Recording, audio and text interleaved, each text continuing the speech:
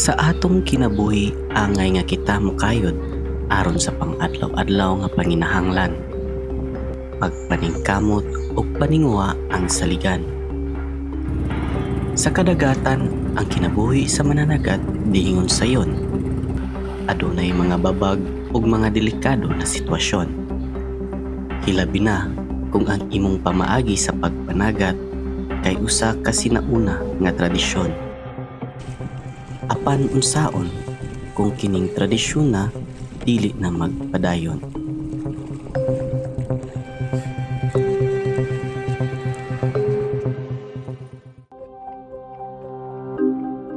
Sa pantalan sa Barangay Luyong Bunbon, sakop sa munisipyo sa Opol, nagadunggo ang mga dagkong lansa.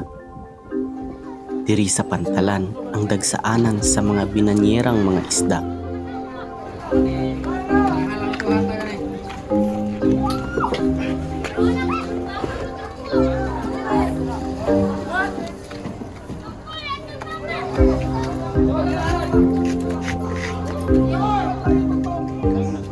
Apan sa kadagkuan sa mga lansa ug sa kinadaghan na mga isda ang ilang ginakuha kada adlaw,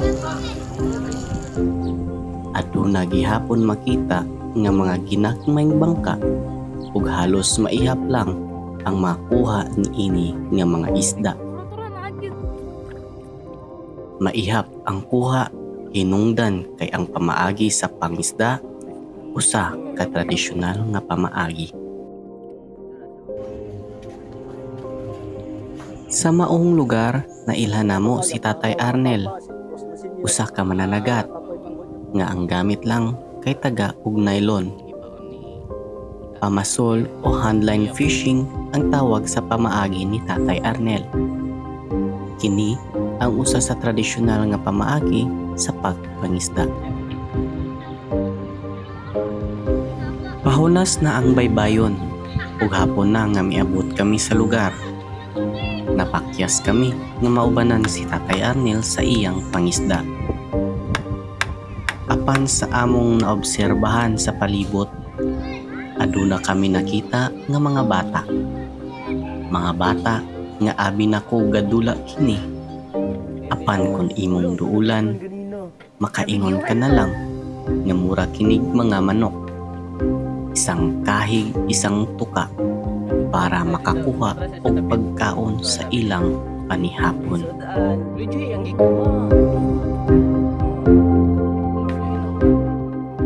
Pagpanginhas ang tawag niini. Sa kini nga pamaagi, aduna kay makuha nga kinason, pamaagi sa pagkahig sa balas. Wala ko makapugong sa pag-apil sa pagpanginhas. Kauban sa akong team, kami naglingaw sa pagpangayam sa kinhason.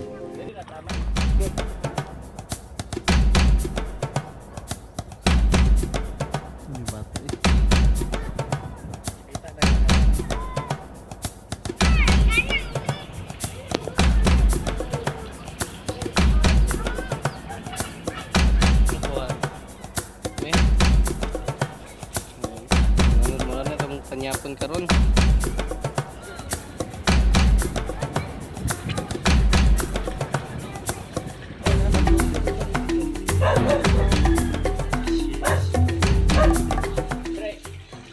Human giluto na mo dugang sa among sudan ang nakuha nga kinason.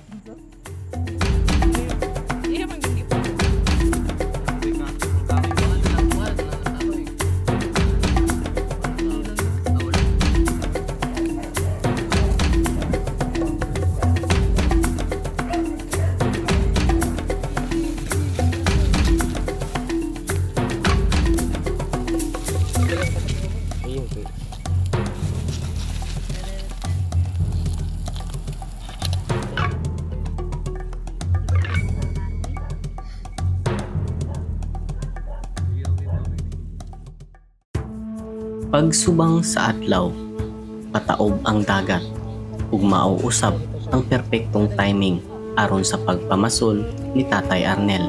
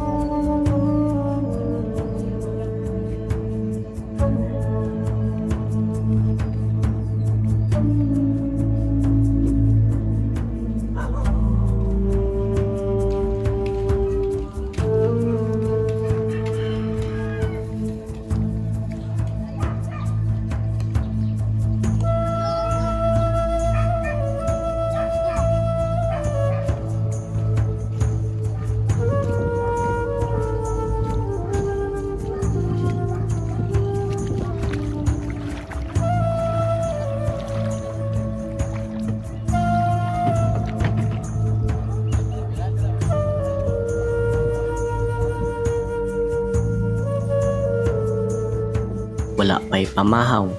Ang pagkaon, dakpon pa.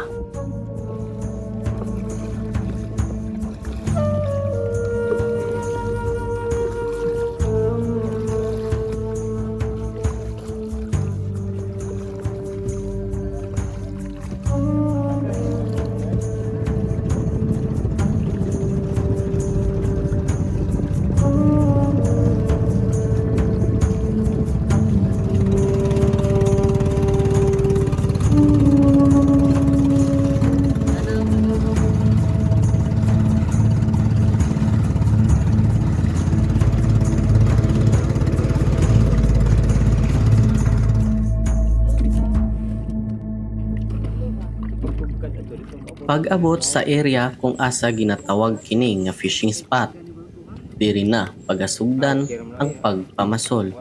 Inshore fishing ko katong pag-pandemic. Kaya akong asawa taman sa gawas niya. Pandemic isud kay panahon.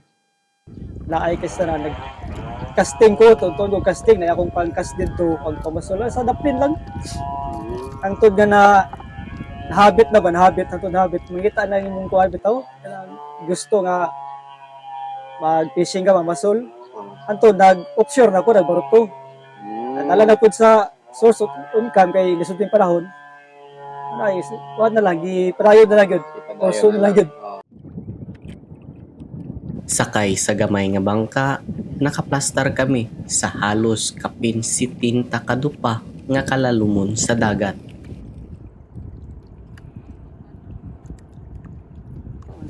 Sa dili madugay, nagbutang na sa paon si Tatay Arnel. Paon? Ipaon ni Tatay Arnel. Uyap.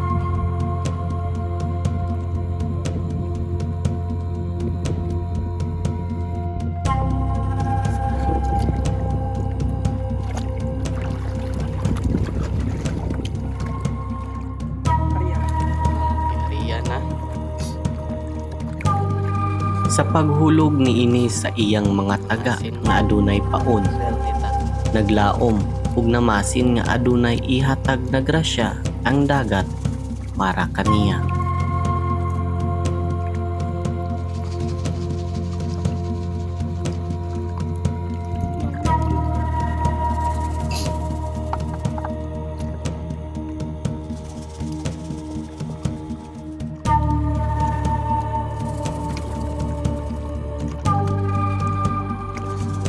Tora gyud ang agton.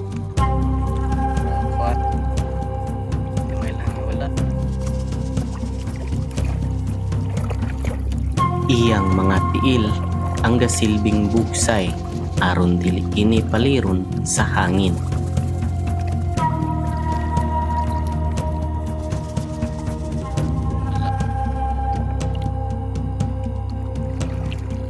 Ang Kristo.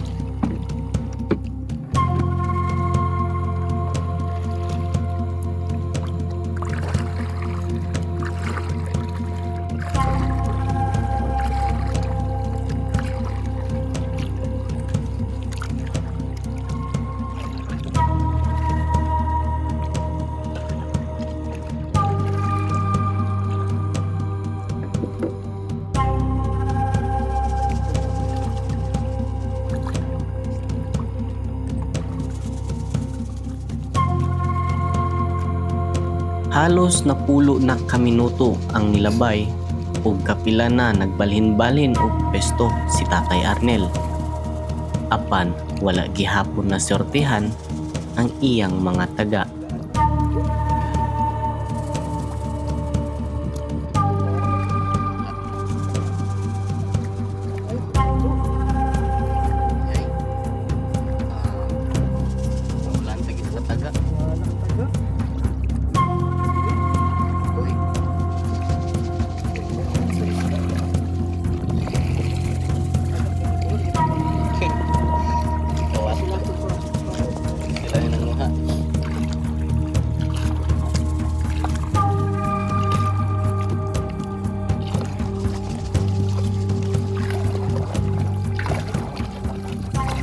Pagpailog o presensya sa huna-huna ang kinahanglan sa pagpamasol Mao kana ang giingon ni Tatay Arnel.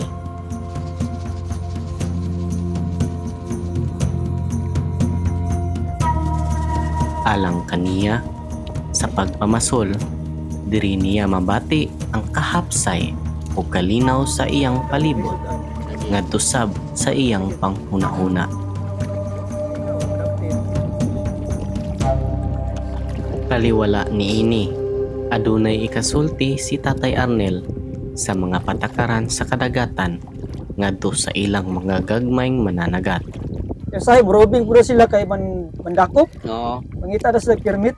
Ah, Dapat unta, kada unta mga prena mga gagmay mga isda, ikuha na lang kada siya Lagi. kanang kung bis. pwede bitaw ka ng dili na lang na siya si taon bitaw. Oo.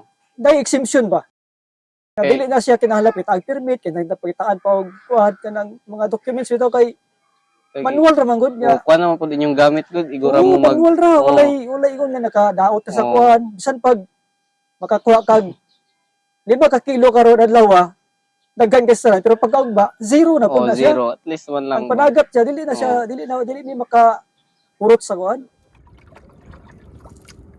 Wala, balikan na po natin ito na kubitan. Kung asa na kubitan ito, dito na po ito. Dito na po.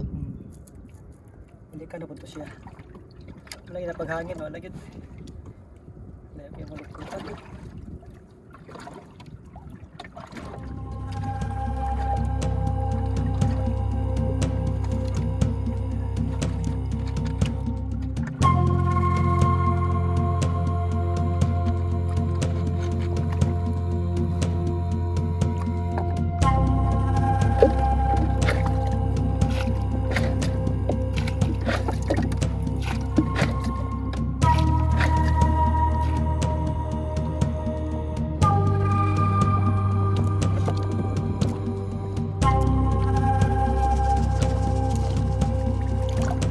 Hindi na po. Pagsibat, mawala na ang COVID kaya nakikapang alam na siya ng COVID. Ay, mga pre ba? Oo. Sila. Kapin sa 20 minutos ang milabay ug sa pipila ka higayon nga pagpamasin. Ang taga nga iyang gihulog sa kailaluman aduna nay kuha nga isda.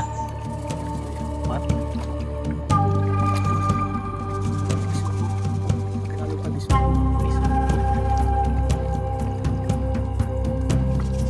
Yahay. Wait siya. Hindi na sa isip.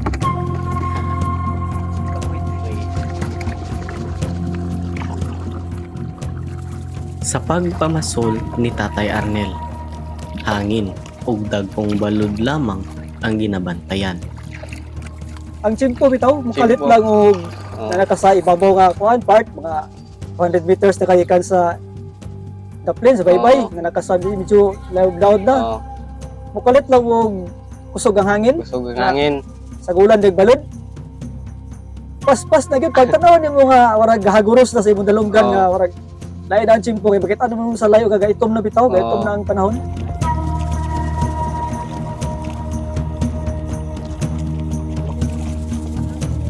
Human ang halos 5 ka oras nga pagpamasol, nagdesisyon na siya nga mopauli hinungdan sa dagko nga balod ug kusog na ang hangin.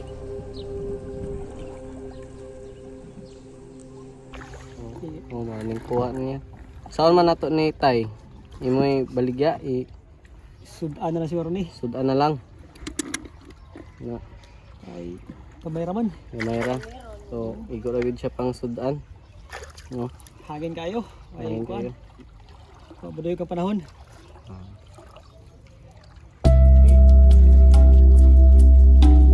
Sundan na ninyo pa itong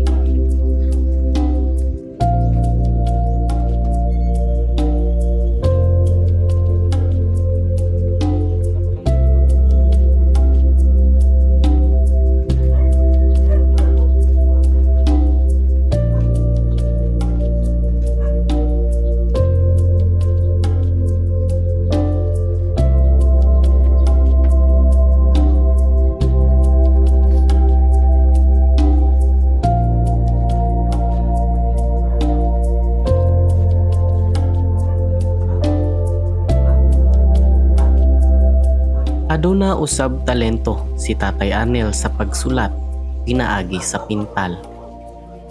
Gihimo niya kining sideline ug adunay magpabuhat, iya kining pagabuhaton human sa Pila man ang pagpanagat. pabuhat inani tay? Kani siya 500 di siya. 500 kana nang duha. Ay nanduha. Kasi uban na mahal ba ni siya gud? Oh, unsa man ang kanang 500 tay ikaw pa magpait aning materials or Dili ila na ila na ni. ang ako lang pintal. pintan? Ano yung pang-littering na nga pintal, pero ang pintal yun sa bis niya nga pin, sila na yung magpatay gasto man. Pang-littering na nga pintal, ako na siya pang-littering pintal, pati ang thinner niya. Mga brass na yun, pero ang plywood, ilan na material. Sa mga isa or sa isa ka bulan tay mga pila man ka kuan kapabuhat sa mga ani? Sa isa ka bulan, yung usahay, upat, Pat. usahay ka, isara, tulo, duha, di magparehas. Di magparehas. Kailangan po yung mga pambot lang, good. Mga pambot lang dito. So, mga pambot eh, kuha na bagod siya kaming obligado din sila ang magpalit. Tukod lagi aning kuhan. Maritay mo sa kuhan. Guard nga mag-robing. Pero ang kanang sa pambot na katog yung pambot mo imong Oo, littering. dito yun ko sa kuhan. Actual ganito. So pag katong pambot na pila man imong pangay ato tay? Kuhan, 500 yapon, 500, 600. Ay, ihulog naman ako isa kaadlawan bitaw nga kuhan. Sa kadlawan. One day bali nga kuhan pa. Yo. Luoy pod ba ya, mga kauban na sa to. Oh, lagi. Padigla di mo gato, lisod-sod, puro di ka lisod. Gato lagi. Good for one day lagi siya. Apan paniini, adunay gihapon pangandoy ug panghangyo si Tatay Arnel ngadto sa iyang mga kauban nga mangingisda. Number 1 yun kanin kuhan. Ang nabantayan yun ako dire, labi na kayo dire sa area bitaw. Oh. Number 1 ang basura sa kuhan kaning namuyo sa dapil sa mga dagat. Oh. Apil sa mga lansaw kanang mga kuhan bitaw, deep sea fishing. Ano yung mga dagko nga mga fishing boat. Oh. Ang ilang mga tao na sila tag 15 pero sa 30 ka maning nila nga kuhan. Walay control sa kuhan, walay control sa paglabay sa basura. Mga sako sa ice, mga damage sa mga jacket, mga jogging pants, mga sweatshirt, mga shorts, mga pukot nga mga gisi bitaw nga kuhan, mga gisi na nga pukot nga pinulihan na. Panlabay lang ito sa dagat. Wala sila kuhan, wala pakialam sila. Madinag ko nga kuhan, may pakialam. Kalakip niini, aduna usab gusto ipahayag nga panginahanglan nilang mga gagmayng mangingisda kung aduna man kini gihigayon nga makaistorya sa lokal nga opisyales. Ang kulang yun diri, kulang sa kanina ito mga baruto. Tanaw ra ko ni mga baruto diri uban no, mga guba na. Damage na siya. Puro na lang repair bitaw. Sa mga manual na siya pero at least bitaw na ay mahatag ba kay magamit bitaw sa mga yano nga mga mangisda. Mga baruto, sahay kun tapos kadang lain ang mga chimpo bitaw na bitaw mga na 1 month ka pa na November, December na mga bagyo bitaw. Mga bagyo. Oh. Walay mga kas assistance bitaw nga nahatag sa kuan. Walang lagi. Sa mga ginagmay lang, wala. Nalisod ba kayong panahon ba bitaw basta mangisda ka nga ang tempo dili mo kuan sa imo dili mo duyog. Wala kay income. Ang pagpamasol usa ka kinaraan na pamaagi sa pangisda. Sa kini nga pamaagi, nakahatag kini og pagtagad sa kadagatan.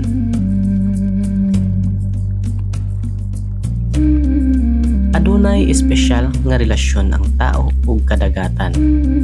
Kita nagalaom sa dagat alang sa atong panginahanglan sa pagkaon. Apan galaom usab ang dagat sa atoa nga dili kini maabusaran.